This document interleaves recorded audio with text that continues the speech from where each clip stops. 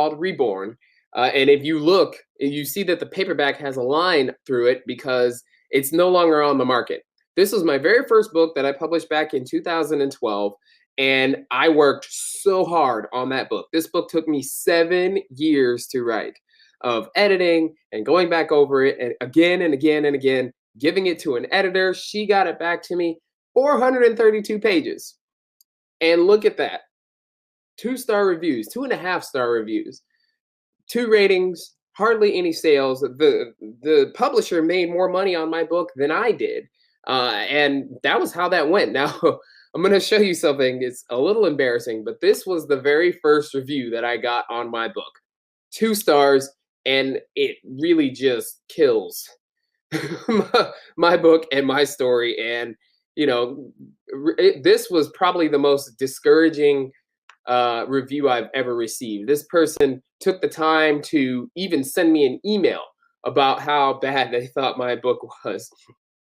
They were as honest as they felt they needed to be. So now I could have done one of 2 things. I could have taken this review and given up and said, you know what, I'm never going to be a writer. Or take this, learn from it, and do better the next time.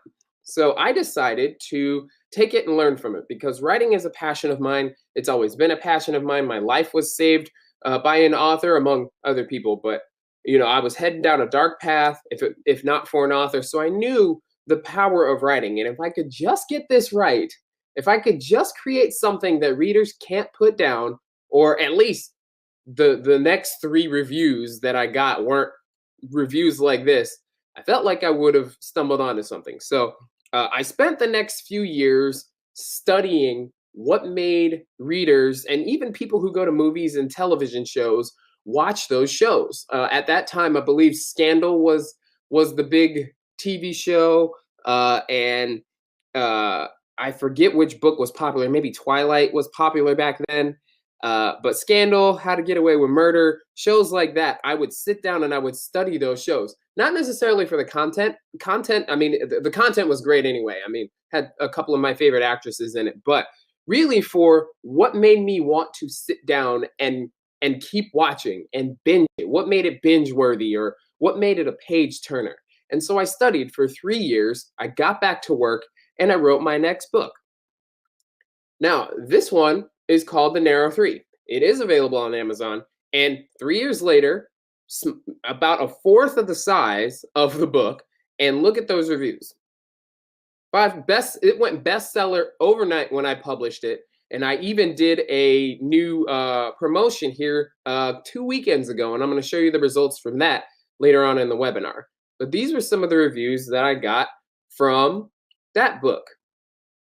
Big difference, right? One is a 2-star saying how horrible it is, and here we go. So I stumbled onto something, and it was a couple of things that I just needed to tweak when it comes to how I delivered my book that made the book something that readers wanted to keep reading.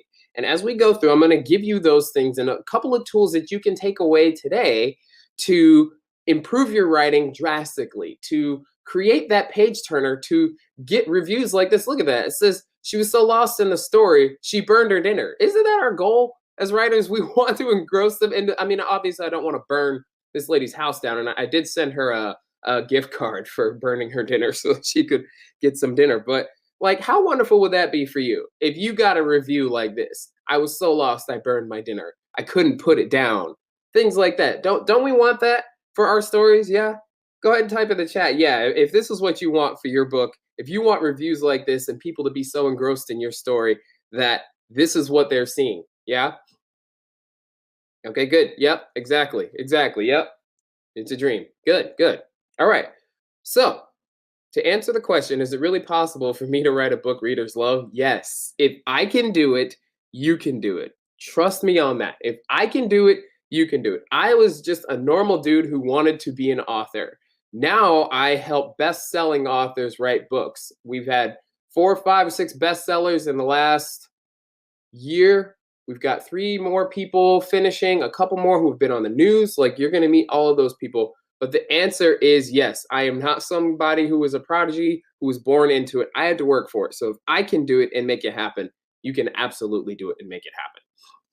Okay, so here's what's on the docket list today, okay? Now, these are the elements that I have found to be the most impactful when it comes to writing a page-turning book, a book that your readers get so lost in that they can't put it down. They burn their dinner, they stay up late into the night, they lose hours of sleep. These are a couple of the elements, okay? Number one is the narrative hook. Narrative hooks are critical to your success, all right? Number two, if you've ever heard somebody say, I can't hear your voice, or you need to work on your voice, I'm going to show you how to find your voice, okay? Number three, how to create realistic dialogue and why that's so critical. Number four, how to put your readers into your book. This is pretty important because if the reader doesn't feel like they're in your story, they're not going to care. And how to keep your readers reading. So that's what's on the docket list today. I'm going to give you these tools, how I found them, and help you with using them for your writing. All right, so number one, this is the biggest thing that you need to understand, okay? I know that a lot of people will tell you that it's the cover, will tell you that it's your promotion. I don't care how good your cover is. I don't care how amazing your promotion is. If your book is shit, pardon my French, that's what kind of writing career you're gonna have. So your book quality is the key to a successful writing career. You have to increase the quality of your writing. Your writing will speak for itself eventually. If you don't, well, okay. So there is an outlier like 50 Shades. All right. I've tried to read a book, but that's a supreme outlier. For everybody else, this is key. All right. Your book quality is the key to a successful writing career. It's not the cover, not the promotion, whatever else. You could have a crappy cover, and for those people who will read your book, if the quality is there, you're going to get the result that you want. It might not be as fast as somebody with a great cover. I'm not saying that covers and promotions are not important, but it's not as important as the quality of your writing. All right, so number one, let's talk about narrative hooks. So some of you who don't know what that is, it's a literary technique in the opening of a story that hooks the reader's attention so that they will keep on reading. This is critical. Critical. All right. Here's a statistic. 84% of your readers, if they are not hooked in that first page, let me scratch that. In that first paragraph, if they are not hooked by that first paragraph, 84% of your readers will not finish your book. I don't care if they're your mother. I don't care. It doesn't say 84% of readers who don't know you. 84% of your readers will not finish your book. That's critical information. Critical information. All right. So let's talk about some narrative hooks here. Now, these are some of the authors that I've been working with. They were kind enough to allow me to share little excerpts of their stories so that I can help you guys with this technique. So here's a paragraph. I'm just going to read a couple of sentences. We'll read the whole paragraph. So this is the first chapter, the first paragraph of her book. Kayla leaned her head back on the leather headrest of her parents' car, staring out at the clear night. Now, this first sentence is really the sharp end of that hook, okay? If you don't get their attention by here, they'll probably read a couple more, and then they're gone. So as they rounded a curve on the road, her parents showered her with praise. You kind of see what's going on here. She's a softball player, and they played in a tough game. Okay, it's not a horrible hook, but it could be a little bit better. So we took that book, and through the reading, I found a better hook for her readers. So this is what we changed that to. So now this is the first paragraph. A stay-at-home order has been issued for the city, and gates are being locked as I speak. News reporter interrupted the evening program, sweat beading up his forehead and eyes wild. We've locked the studio doors, and all businesses are closed immediately. Okay, are to close immediately, sorry. All right, now do you see the difference here? This is the middle of a conflict, and the reader is like, oh crap, what is going on? Why is the city closing? This is probably more relevant now than from before 2020 because everybody went through this. This is something that connects a lot of people. Do you see the difference in the hook? One is, hey, Kayla, you did such a great job on your softball team. Somebody who hasn't played a sport probably wouldn't connect with that. But something like this, at the very least, if they can't connect to it, they're going to want to know why businesses are closing and this reporter is freaking out. Does that make sense? You guys understand? Is that making sense? Okay, good. Good, good. All right, so let's take a look at another one. Okay, now I'm not going to read this one. It is a little bit long, but it opens up in the middle of a conflict. That is number one when it comes to a narrative hook. You want to open up in the middle of something that is happening, like something that gets somebody's attention, a fight, an argument, uh, uh, a blood scene, an emergency situation, something like that. That hooks somebody's attention. That gets them reading. Does everybody understand? Are you understanding what I'm saying here? Okay, good. Yeah, type in the chat if you're understanding so that I'm making sure I'm not confusing you guys or going over something that you're not understanding. Okay, good. And I believe there's one more here. Okay, yeah. Now the author wanted me to white out or black out in this case the name of the character, but here's another one where it's kind of introducing something that is a little bit strange. Now this character is able to hear past what a normal human being can hear, and she kind of explains that. That is a little bit strange. That will at least spark some curiosity within the reader, so that they have to keep reading and understand either how it is that this character can do that, why, is she a superhero, is she a laboratory experiment, things like that. Does that make sense? It sparks curiosity or gets their attention. Those are the best narrative hooks. So here's another example. Let's just say it's a romance, and the narrative hook, the first line in that sentence is, wait, what did he say? That hooks somebody's attention. If you're into the romance, you obviously this guy said something wrong. The girls want to know what he said, or the guys want to know what he said. They keep reading. Does that make sense? That's in essence what a narrative hook is. It does not have to be so long. It just has to hook their attention. If you hook their attention in that first sentence, it's a great narrative hook. If you hook their attention in that first paragraph, it's a great narrative hook. But if you don't, 84% are gone.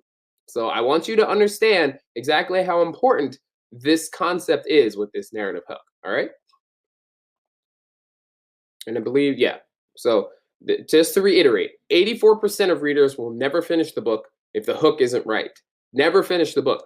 So now you understand when we go to those writers groups and people say, I don't have any reviews, I don't have any sales, can somebody help me? This is probably the reason why, is that narrative hook is not right, or the quality of the book is not there.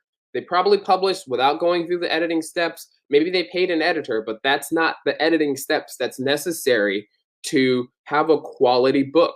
Editing cannot be done in just one run. That's not a part of this webinar. I'm just giving you that because this is a secret that I found, because I made that mistake. You saw the results of that mistake that I made with Reborn. 2 reviews. The publisher made more money and it's now off the market. The other time when I went through multiple times and had multiple runs, you see the results. And I'm going to show you some more results from that book later on. But now this right here, you understand why most writers don't make it. 84%. So you're limiting yourself to 16% of readers who will push through the book. Probably your wife, your spouse, your brother who always believed it. You know, that one person. You can't make a career out of that. So this is so important. All right. Okay. Now, how to find your voice. This is probably one of the simplest techniques that I can teach you. Uh, and it really, I'm kind of surprised that a lot of writers don't understand this. A lot of writers do understand this, they just don't do it for some reason. But this is a really simple technique to help you find your voice. Okay. Read your manuscript, your chapter, your paragraph, whatever you're stuck on, out loud to yourself. If you stumble or you get tongue-tied, make some changes until you don't stumble anymore. It's one of the simplest techniques I can teach you, because this is the make or break of finding your voice. If you don't know how it sounds, literally, how it sounds out loud, and if you don't feel comfortable speaking like that out loud, obviously it's not in your voice. You ever tried to read out loud something that somebody else wrote and they weren't jiving with you? You get tongue-tied, you stumble around, things like that. Yeah. So this is something that will help you with finding your voice. If it doesn't sound right to you when you read it out loud, you need to make a change. Does that make sense? It's coming easier. I know this is, oh, I knew that. These are things that some of these things are going to be things that you've probably already heard, but I'm telling you, I've made the mistake. I made the 7-year mistake and did not do this. Every time I do this, every time I work with this with our authors, who, whether they have us ghostwrite or edit or help them with their writing, whatever, we use these techniques and it always improves their writing. And I will show you some results of that. But this is a big one. How to find your voice, read your manuscript or whatever section out loud. If you stumble or get tongue-tied, make some changes until you don't, till it sounds natural to you. Make sense? All right, good. Let's move on. Okay, now this is something that is pretty important. Mostly this is for fiction writers. For poets and things like that, you're probably going to want to read it out loud to find your voice, to make sure you're communicating your poems or your piece to your readers the way that you need to. But when it comes to dialogue and romance or paranormal romance or fantasy, science fiction, whatever, you need to make your dialogue real. And the reason being is because your dialogue is the vehicle for your readers to understand your characters. Besides, I mean, your narration is as well. But if they don't feel like the dialogue is realistic, they're not going to care about the characters. Have you ever tried to talk to somebody and they're using words that you don't understand? Do you want to talk to them often? It almost seems like they're talking down to you all the time, right? Like you want somebody who's kind of on your level, who uses words that you understand, who connects with you, who understands what you're going through and can communicate and duplicate what you're saying. The same thing for your readers, okay? So if you are writing a fantasy, you don't want to use modern terms like I ain't gonna, you know, ain't nobody got time for that. It's not something you would use in an epic fantasy because that's not how they spoke back then. Now, obviously, there's going to be some words that, cross centuries or however we want to say that, but you want to keep the dialogue a little bit more, you don't want to go too formal, quote unquote, so to speak, but a little more formal than the language that we use today in 2021. Does that make sense? Go ahead and type it in the chat if it makes sense. Yeah. Okay, good. So if it's a modern dialogue, you want to use modern terms. If it's a little bit in the 70s or in the 1400s, you want to start researching how they spoke back then to make it more modern to that time. Now, if you're making up a world, you're kind of in freestyle mode.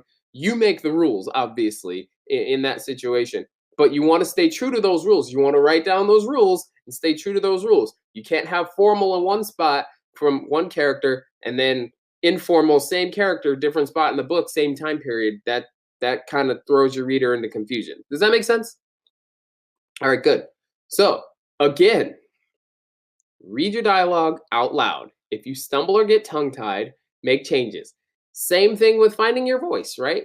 Well, why is that? Because dialogue is a character's voice. Now, the difference is when you're finding your voice in your narrations, you're really going to stick to one style. With dialogue, your characters can have various different styles because not everybody talks the same. So somebody who's a dwarf and they're not as fluent in English as somebody who's a dragon. I'm just throwing characters out there. Maybe the dragons speak more formal and use bigger words than a dwarf would.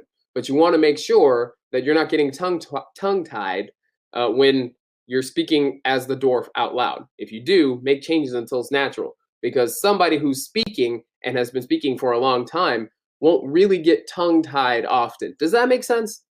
Okay. Good. So make sure that you're reading your work out loud. For each character, now this is where character logs and character templates come in handy. And I'm going to show you a way to get character templates because I read so many books where the characters don't seem real. They have a couple of elements to their character, but it's not really tied together. There's no background. There's no manner of speaking. There's no connection with how they grew up versus how they act now. Like some people have characters who were abused as a young child, and now they're this outgoing, fiery, trusting everybody type of character. And it doesn't really make sense because somebody who's abused wouldn't trust a lot of people growing up. If that's how they live their life as a kid without some drastic change and showing that they can trust people, they wouldn't really be an extrovert. Things like that. This is where character references come in handy because that person's dialogue is probably going to be short, to the point, not opening up, get what they need and leave before somebody can hurt me. Does that make sense? So yeah, we want to make sure that we're keeping the dialogue real to those characters. A fiery character is going to be fiery throughout their life, without unless there's some growth or change, things like that. So I hope that does that make sense. Go ahead and type it in the chat. I just want to make sure you guys aren't confused and that I'm keeping you rolling here. Okay, now I found this out by my dialogue because I wrote a fantasy and then the Narrow Three was a mystery. Excuse me. Grab a drink of water here. The Narrow Three was a mystery. The dialogue in my fantasy didn't really connect with the readers. I never read it out loud.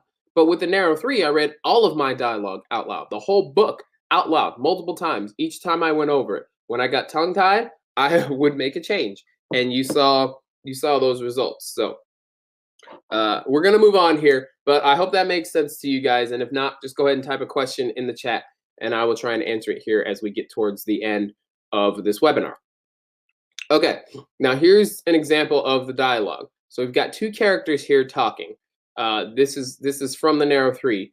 One of them is the detective. He's talking about the person that he's chasing. The other is the captain. They're talking back and forth, but you're putting the reader there as if you can hear them talking back and forth. Okay, does that make sense? All right, good. All right, so how to paint the perfect scenes. Now, this is where you get your readers so involved in their story or in your story that they lose sleep, they burn their dinner, they completely lose track of where they are, and they become engrossed in what you're doing. All right?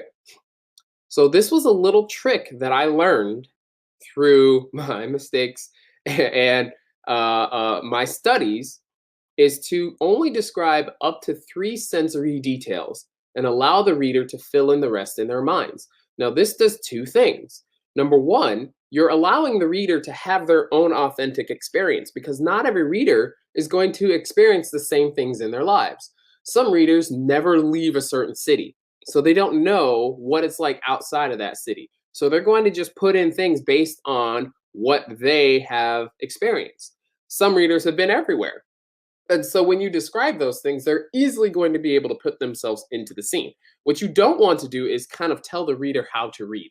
You want them to read it themselves. You want them to get out of it what they will themselves and give them an authentic read. Okay, so here's a paragraph that really talks about, that really paints a scene well. And if you notice, there is not many sensory details. He's really describing his affiliation with the town and with the city and the police. So I'm not going to go ahead and read all of it. We really don't have time for me to do all of that. But if you look and you read, you're seeing the author is not telling so many details. Rich town, plenty of mansions, Bentleys, and golf courses. He's not saying things like the town is quiet. Everybody there's a nice downtown with music and all that stuff. The reader doesn't need to know all that. Just paint the scene. They can kind of, if they've watched the television show or been to a nice affluent area, they know what it's all about. Lots of golf courses. It's not loud. There's not a lot of parties and things happening, or at least not in the daytime. And then it goes into the scene. Cut and dry homicide, except for there was no evidence, no exit wound, no things that you would normally get in a murder scene. Excuse me. Things that you would normally get in a murder scene weren't there. Building conflict, keeping the reader reading. Does that make sense? All right, good. Let me know if I'm going over something that you guys want some clarification on, and I'll have no problem answering that here. Okay, now here's another one. Now this is talking about kind of adding on to that news reporter narrative hook, where she's describing now the scene that she's seeing on television. Now, if you notice, she just says a tiger prowling the street, chasing bystanders. There's not really any mention of any screaming or people running or things like that. Okay, this is where the reader puts in their own experience. Almost everybody has watched a news report where people are running and freaking out or something. Almost everybody.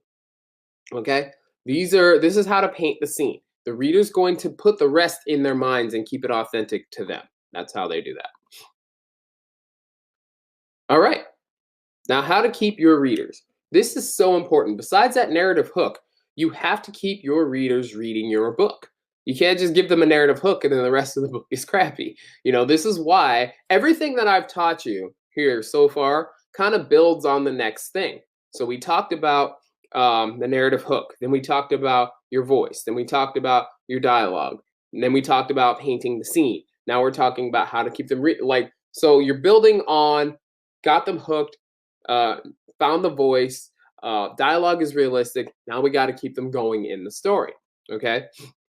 So if you were writing a chapter book, when you end your chapters, this is how you keep them transitioning to the next chapter and staying up at night. You end your chapters in the middle of conflict, of a fight, an argument, decision-making moment, etc. Because if you end your chapter where everybody goes to bed, the reader can put the book away. They kind of have some closure, okay? They put the book away, put it on the nightstand. This is a good spot to end. If you end in the middle of a conflict, they can't put the book down because they have to know what's happening next. So this is how you keep your readers. All right. So here is an example of how to end a chapter and transition into the next one. Excuse me. So if you take a moment to read this, the character is talking about his situation and how he's hunting for somebody. He's admitting that the girl that he's hunting is good, and then he's admitting that he is good as well. This kind of transitions into the next chapter because it's building up to some epic conflict at the end of the book where the main character finds or doesn't find this person. And the reader has to know, okay, what's happening next? Or a reader who's interested will want to know what's happening next and keep them reading. Does that make sense? All right, good. I want to make sure that you guys are getting this. So please let me know if there's something that I go over that does not make sense. Okay. So we talked about how to hook your readers. We talked about how to keep your voice flowing so that they're following along with you. We talked about dialogue. We talked about, what was the last thing we just went over? We talked about keeping your readers reading and how to end chapters. Now I want to talk about the number one thing that stops writers' careers. You've probably heard of this. Can anybody guess? Type it in the chat. Anybody guess? No? Okay, life. Yeah, okay. Yes, life. Yep, there it is. Yep, who said that? Yep, good. Writer's block.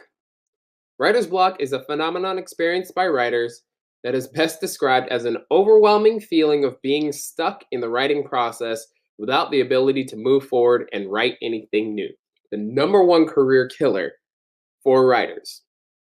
Now, I know that some of you feel like this is a part of the process, and in a way it is.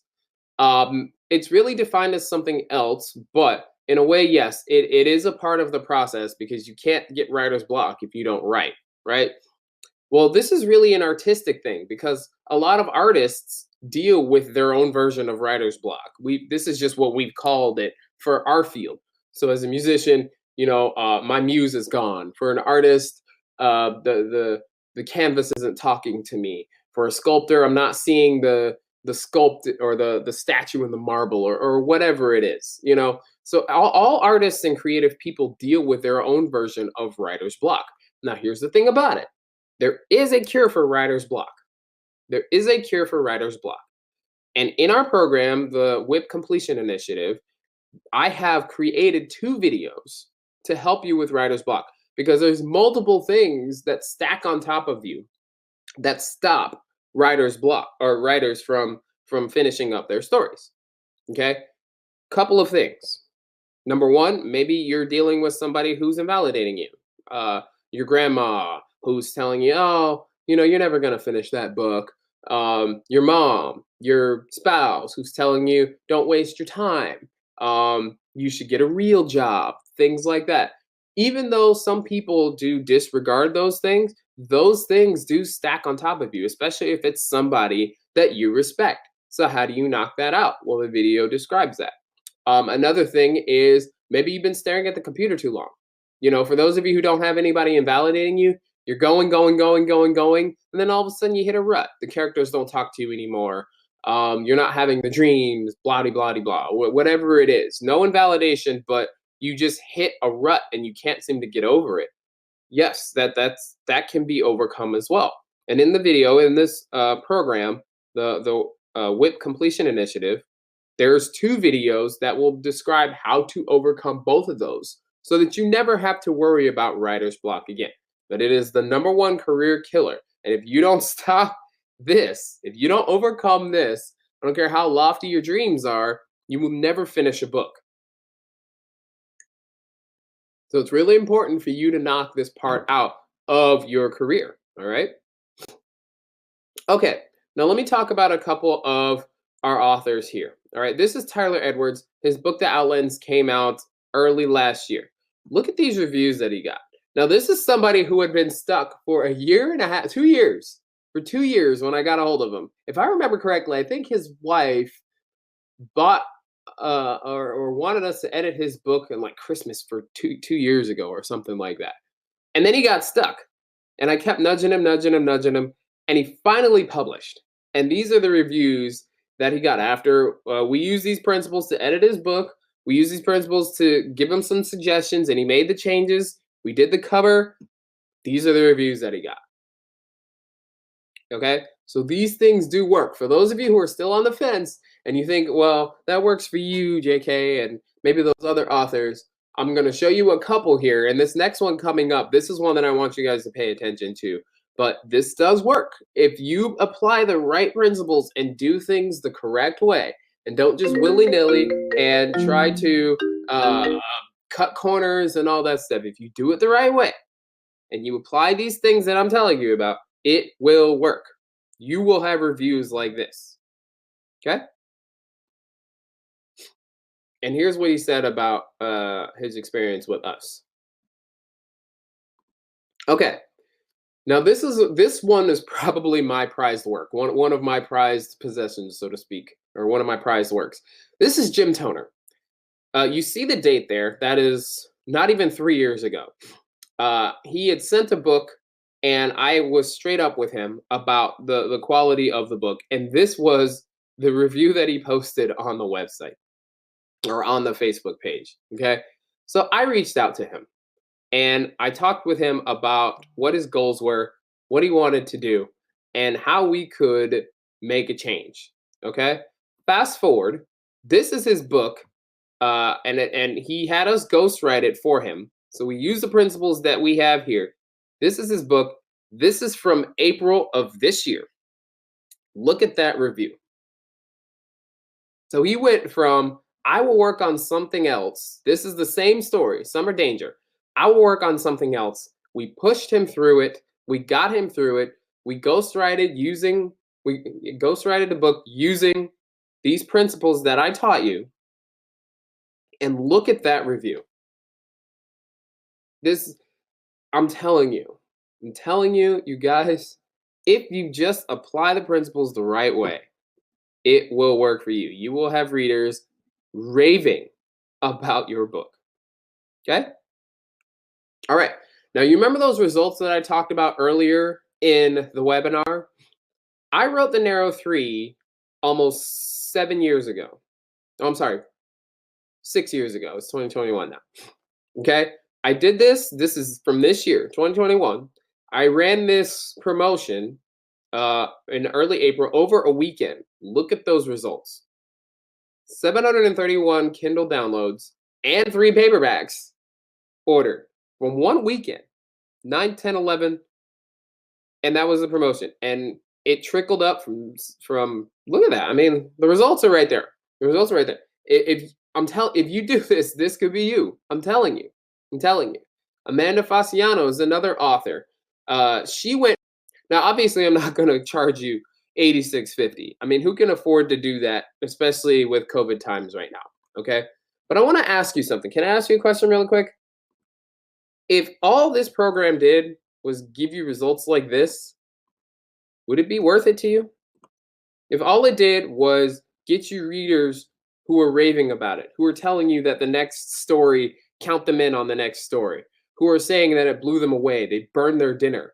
If all it did was help you get to be invited to conventions to speak, or get on the news talking about your book like Tyler, or even let's just say that this 734, let's just say you did half of that and you charged a $1.99, $2. You sold 10 paperbacks instead of my three, but you do the math.